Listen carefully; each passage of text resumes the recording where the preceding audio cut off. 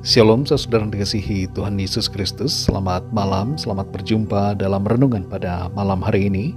Doa dan harapan saya saudara semua ada dalam keadaan yang baik, penuh sukacita, sehat, dan selalu berlimpah berkat Tuhan.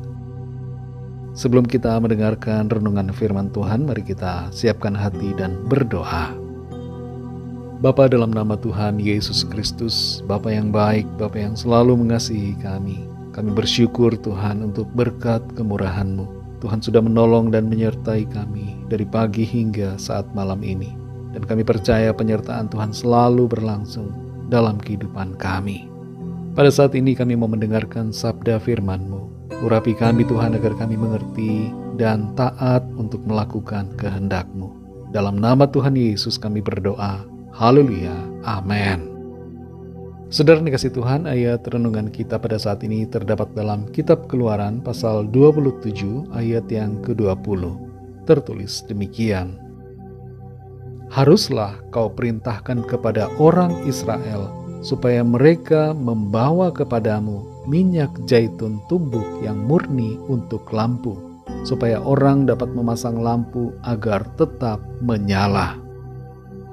Saudara dikasih Tuhan, sebelum ada listrik, di abad ke-19, lampu minyak merupakan salah satu sumber cahaya utama yang dipakai di berbagai negara. Lampu minyak pertama kali ditemukan pada tahun 1853 oleh Abraham Gesner, seorang dokter dan ahli kimia Kanada.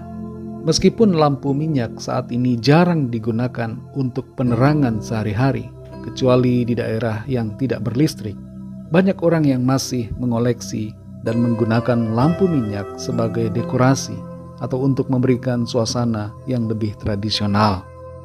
Cahaya selalu diperlukan sejak dulu sampai sekarang untuk kehidupan kita. Dalam Keluaran pasal 27 ayat 20 ini tertulis, haruslah kau perintahkan kepada orang Israel supaya mereka membawa kepadamu minyak zaitun tumbuk yang murni untuk lampu, supaya orang dapat memasang lampu agar tetap menyala. Di sini kita membaca salah satu perintah dari Tuhan kepada Musa agar menyuruh orang Israel menyediakan minyak supaya lampu di kemah suci tetap bercahaya.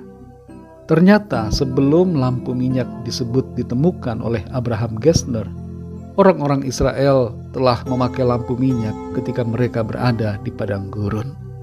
Tuhanlah yang memberikan hikmat untuk mereka mengerti bagaimana membuat lampu minyak.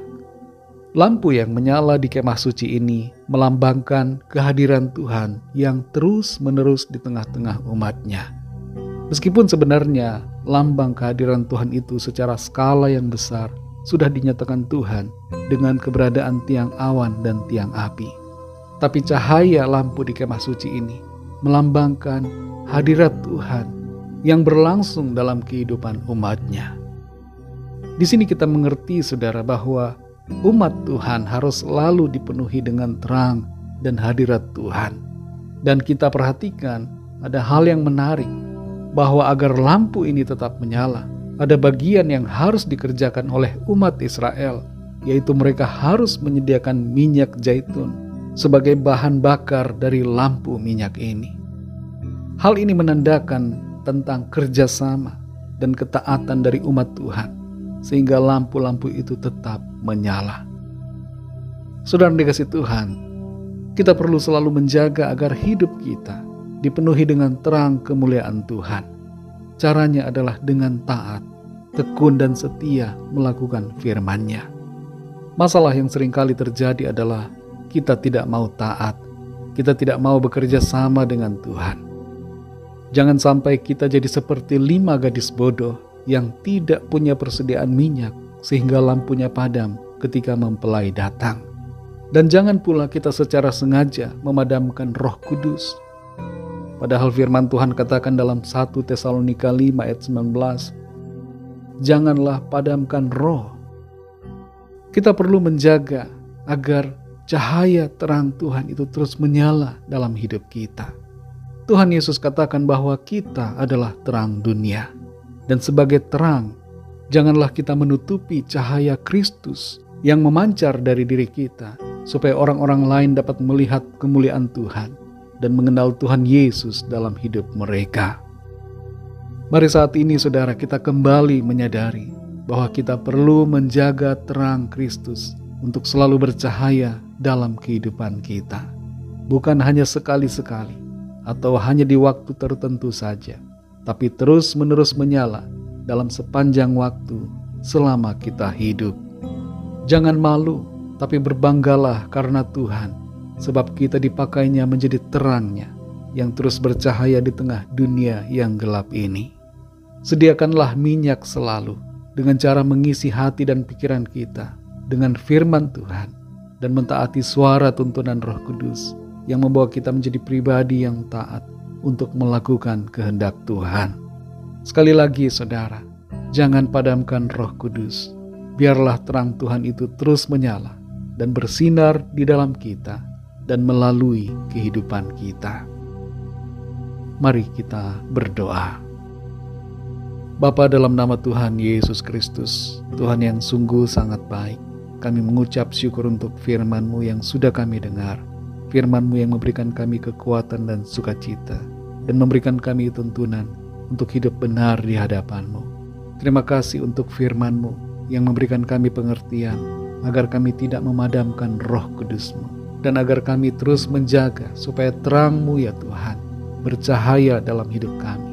Kami tidak menutupinya, tapi kami membiarkan terang-Mu ya Tuhan bercahaya melalui kehidupan kami, sehingga orang-orang di sekitar kami melihat kemuliaan Tuhan dan mereka dapat mengenal Engkau sebagai Tuhan yang benar. Pimpin kami terus ya Roh Kudus, dan tolong kami untuk kami berkobar-kobar di dalam Engkau dan melayani-Mu ya Tuhan, serta melakukan perkara-perkara yang berkenan kepadamu. Hanya oleh kasih karunia-Mu ya Tuhan, kami mampu untuk melakukan semuanya. Berkatilah kami Tuhan di sepanjang malam ini dalam istirahat kami. Lingkupi kami dengan kasih dan kuasa-Mu. Berikanlah kami istirahat yang nyenyak di malam ini, dan bangunkan kembali besok pagi dengan kekuatan baru untuk kami pakai memuliakan nama Tuhan dalam segala aktivitas kami. Kami berdoa untuk setiap dari kami yang sedang dalam keadaan sakit dan dalam pergumulan, agar Tuhan menjamah dan menolong setiap kami, menyatakan kuasa, mujizat dan pertolongan-Mu bagi kami. Ampunilah kami Tuhan akan dosa dan kesalahan kami dalam perkataan, pikiran dan perbuatan kami, seperti kami juga mengampuni orang yang bersalah kepada kami. Berkatilah bangsa dan negara kami Indonesia, juga semua bangsa di dunia ini. Lawatlah ya Tuhan dengan kasih dan rahmat-Mu. Curahkan Roh-Mu, sehingga setiap orang mengalami pengenalan yang benar akan Engkau. Terima kasih Tuhan. Dalam nama-Mu yang kudus, nama Tuhan Yesus Kristus, kami sudah berdoa dan mengucap syukur. Haleluya. Terimalah berkat Tuhan. Tuhan memberkati engkau dan melindungi engkau. Tuhan menyinari engkau dengan wajah-Nya dan memberikan kasih karunia. Tuhan menghadapkan wajah-Nya kepadamu dan memberikan damai sejahtera. Berkat anugerah dari Bapa Surgawi, cinta kasih karunia dari Tuhan Yesus Kristus, dalam persekutuan dan penghiburan Roh Kudus, menyertai kita semua sekarang ini dan sampai selama-lamanya. Dalam berkat nama Tuhan Yesus Kristus. Haleluya. Amin. Puji Tuhan, saudara yang dikasihi Tuhan, saya percaya firman Tuhan menjadi berkat dan kekuatan buat saudara semua, dan Roh Kudus akan menolong saudara untuk lebih lagi memahami kebenaran firman Tuhan. Tuhan Yesus memberkati saudara semua. Sampai jumpa dalam renungan yang berikutnya.